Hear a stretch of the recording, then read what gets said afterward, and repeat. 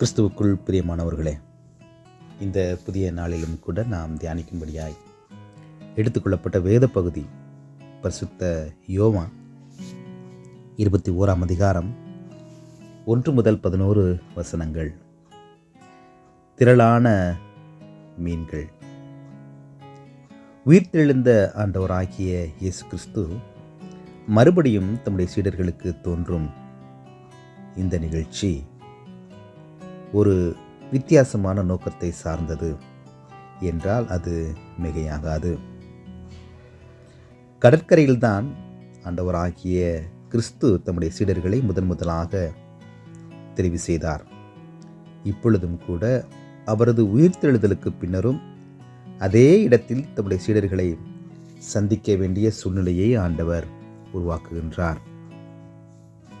தங்களை வழிநடத்திய இயேசு தொடர்ந்து அவர்களோடு இல்லாததை உணர்ந்த சீடர்கள் மீண்டும் தங்களுடைய பழக்கமான பழைய மீன்பிடி தொழிலையே செய்ய ஆயத்தமாகின்றனர். இரவு முழுவதும் அவர்கள் முயற்சித்தும் கூட அவர்களுக்கு ஒன்றும் அகப்படவில்லை. காலை வேளையிலே கரையில் நின்ற இயேசு அவர்களை பார்த்து, பிள்ளைகளே, மீன் ஒன்றும் அகப்படவில்லையா என்று கேட்கின்றார். அவர்களுக்கு ஒன்றும் கிடைக்கவில்லை என்பதனை இயேசு கிறிஸ்து நன்றாய் அறிந்திருந்தும் கூட இந்த கேள்வியை அவர்களிடத்தில் கேட்டார். அவர்கள் தங்களுடைய நிலையை, தங்களுடைய குறைவை அவர்கள் ஏற்றுக்கொள்ள வேண்டும், உணர்ந்து கொள்ள வேண்டும் என்பதற்காகவே கிறிஸ்து இந்த கேள்வியை அவர்களிடத்தில் கேட்டார்.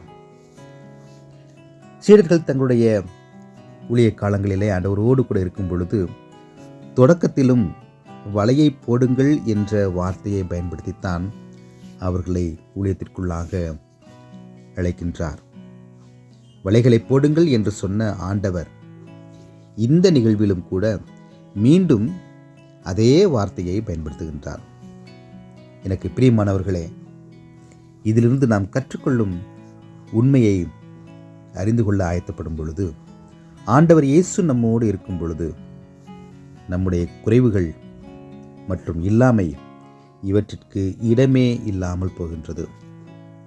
எப்பொழுதும் எல்லாம் நமக்கு நிறைவாகவே இருக்கும்.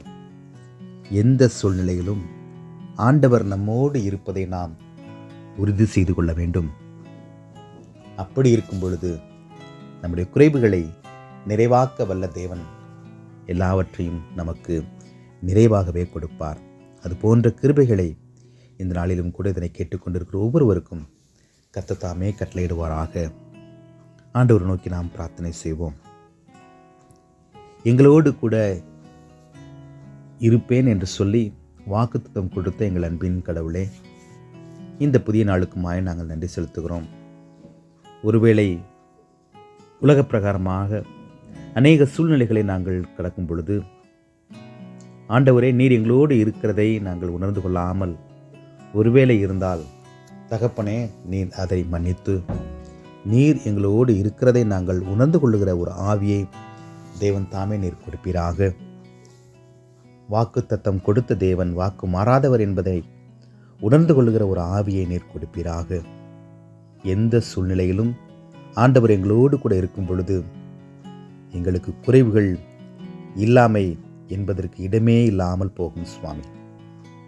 இந்த நாளிலும் கூட இதனை கேட்டுக்கொண்டிருக்கிற ஒவ்வொரு பிள்ளைகளுக்கும் நீர் அவர்களோடு கூடவே இருந்து அவர்களின் தேவைகளை சந்திக்கும்படியாய், அவர்கள் இல்லாமை என்கிற நிலையை நீர் மாற்றும்படியாய், நீர் அவர்களோடு கூட இருக்கிறீர் என்பதை உணர்ந்து கொள்ளும்படியாய் ஒரு அற்புதத்தை செய்யுமாறு மீட்பர் இயேசுவின் வழியாய் ஜெபிக்கிறோம் எங்கள் ஜீவனுள்ள அன்பின் கடவுளே. ஆமென்.